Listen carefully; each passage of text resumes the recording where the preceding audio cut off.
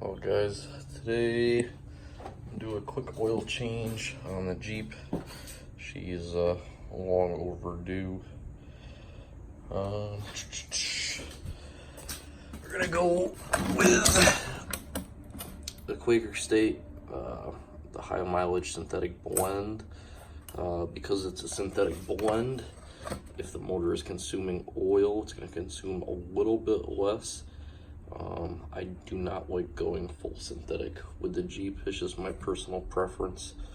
We're using a 1030, and I've been using the K&N oil filters. Some people like them, some people don't. I have not had an issue or an engine failure or anything else like that. Yeah, fairly simple. I'm gonna get the tools out to pull the drain plug out. I'll show you that in a second, what size it is. And I should be able to take my oil filter off by hand because that's how I put it on. You should never use an oil filter wrench to put it on. And if you put it on correctly, it won't leak and you should be able to take it back off by hand with a little bit of effort. So I'm gonna get the tools and I'll be with you guys in a second. All right guys, so we're underneath the Jeep now. There's the oil pan. That is a 16 millimeter or a 5/8 drain plug. This oil pan may have been changed before, so that might not be exactly what you guys have. Get our drain pan. Make sure you got something that's gonna hold at least 6 quarts. If I remember right exactly, the Jeep only takes 5, but don't quote me on that. I've got my electric ratchet only because I have it handy. I just use a regular ratchet. That's one of the only tools that I always take home with me from work instead of leaving it in my toolbox with all my other tools. But so try to get this pulled off quick.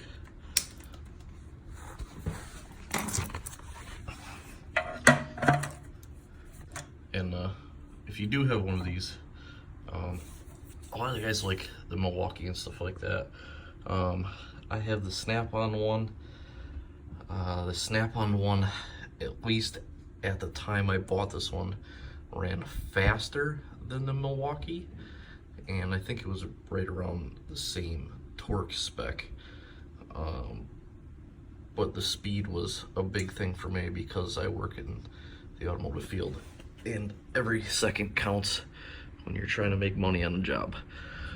But yeah.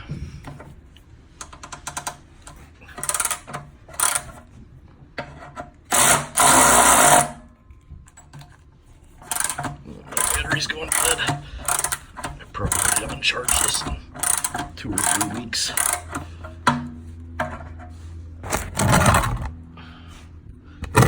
Move the oil pan where you expect it to drop, and have some rags ready. And I have been running the Jeep, so this oil is going to be extremely hot.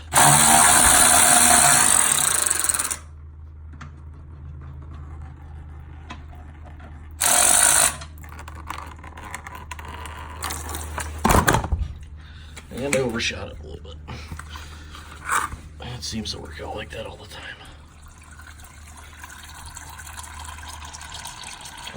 One thing I do recommend, and I did it with this, is get yourself some Seafoam and put about half a bottle in the oil. I usually do it right before I change the oil. They say you can leave it in there, but it's just the way I do it.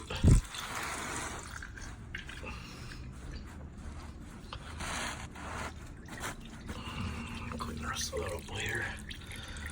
All right.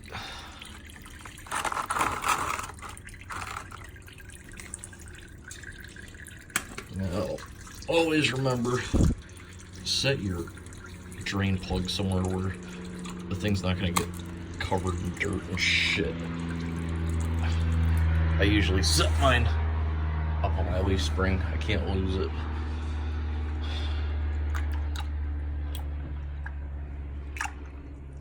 Let's see. Yeah, this is a 7-quart pan, and we're almost full. So I guess she's taking about 6 quarts. All right, we'll wait for that to drain. When that's done draining, I will hold the oil filter and get that changed over. Be right back with you guys. All right, she's just dripping right now, so she's done. You can let the thing drip for hours, but honestly, once it gets to that point, she's pretty good. I'll wipe the pan down a little bit. You want to grab your plug, which I have set here so I didn't lose it. And I like to take a paper towel and just wipe around the sealing surface. Let me do that real quick. All right, we got our plug wiped down.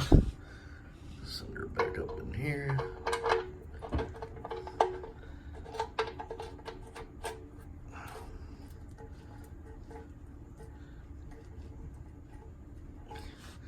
And then grab your ratchet and snug it down, not too tight.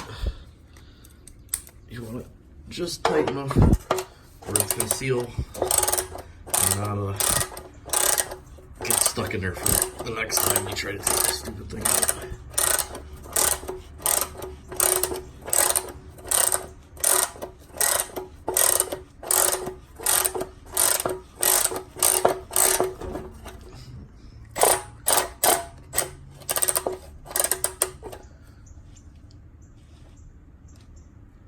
That's tight.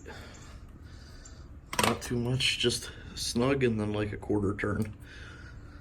All right, now we're gonna go to, one thing, after you put that on there, you're gonna have a little drip of oil here. What I like to do is wipe that down so that way you can keep an eye on it and make sure it's not leaking from there. Okay, to the oil filter next. All right, guys, the 4.0, your oil filter is going to be on the passenger side of the motor, or the right hand side, and it's going to be just behind your motor mount if you don't already know where that is. So right now it's pretty hot. I may let the motor cool down a little bit before I take it off, so I don't burn shit on my hands, or I might go slap gloves on. I'm not exactly sure yet, but like I said, if you put those on correctly, you should be able to take them off by hand, but most people don't do that. Most people are assholes and tighten the shit out of it, and then you can't get them off and you end up tearing the filters. That's why I like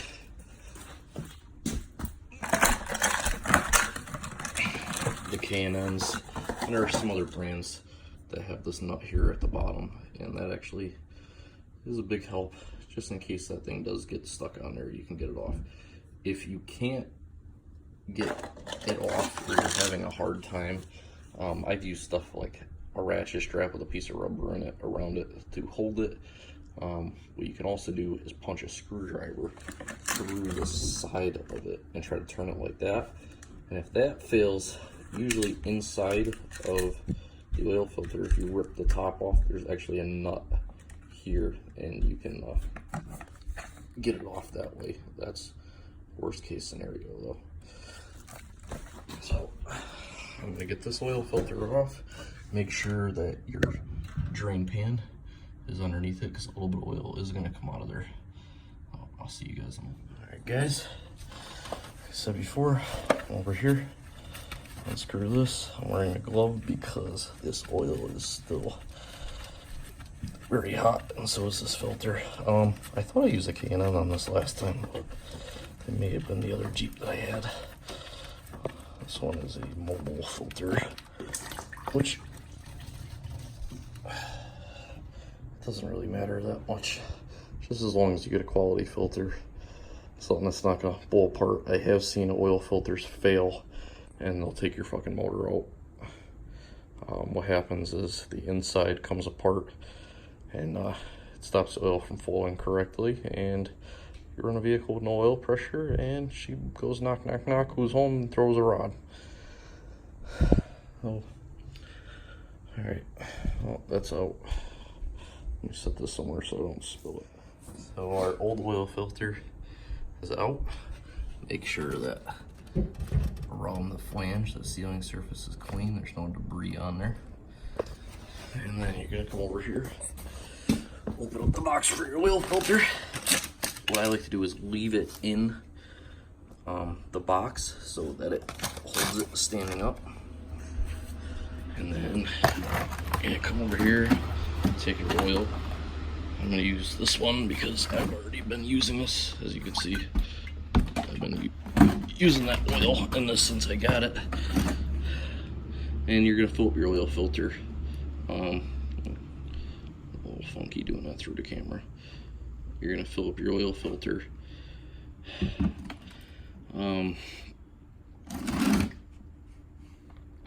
There are some people that say that it's not a big deal.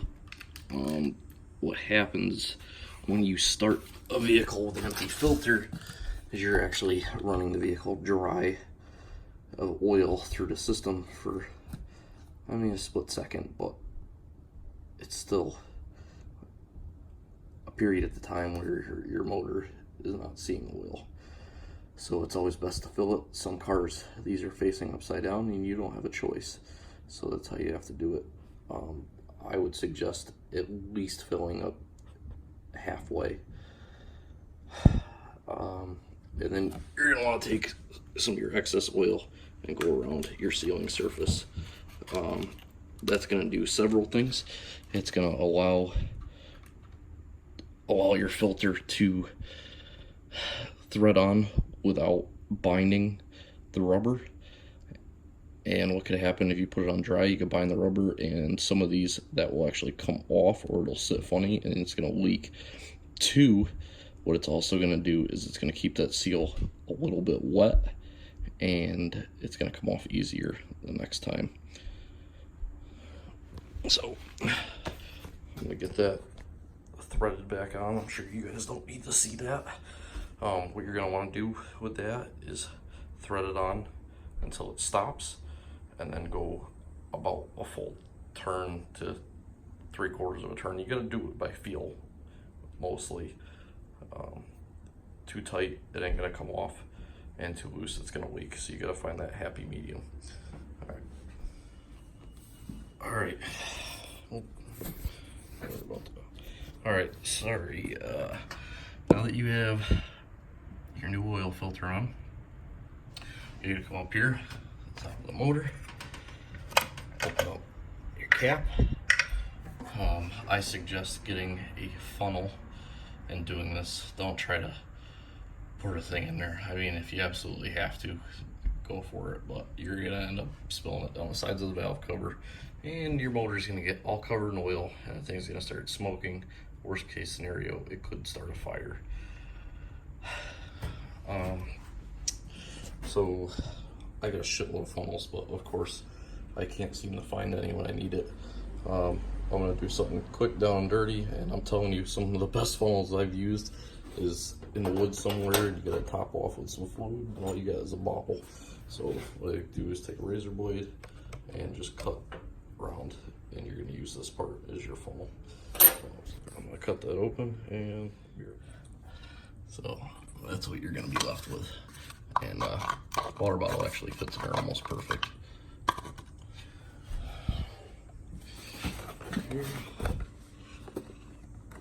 And I'm gonna start off with 5 quarts, check it, and see where it's at. I'm pretty sure it's gonna need a quart, but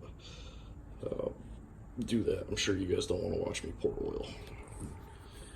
All right, we're 5 quarts in, and if you listen, I'm sure you guys can hear that. You can hear the oil actually draining into the oil pan. So I'm gonna wait for that to stop, and then you're gonna check your dipstick, which is right here. So when that stops draining in there, I will check it. All right, so I got her topped off with oil. I put about 6 quarts in her. I checked that she is full. Another thing you're gonna have to take into consideration that whatever oil was not in there filled is gonna be taken out of the oil pan, and that's gonna drop the oil level. So you gotta account for that. It's not much, but It's something. Another thing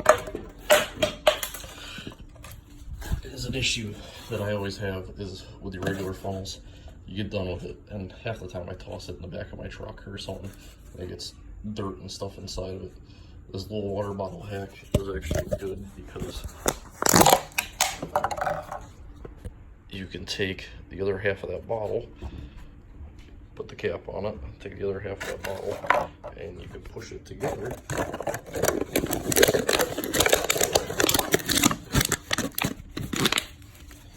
And now it's sealed, and nothing's going to get inside of there. So it's a little bit of a hack.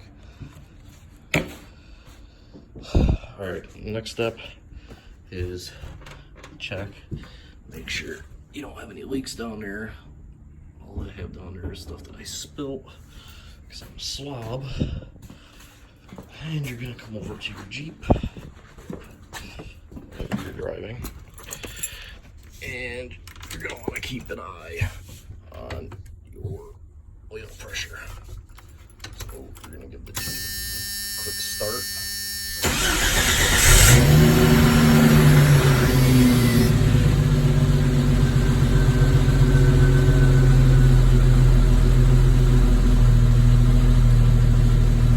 And watch it go. So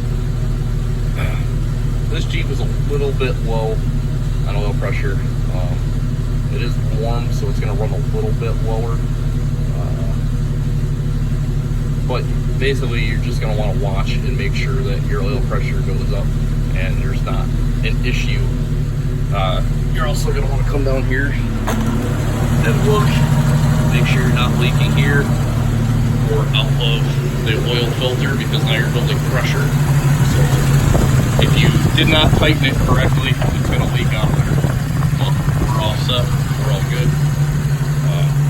Thank you guys for watching. Have a good day.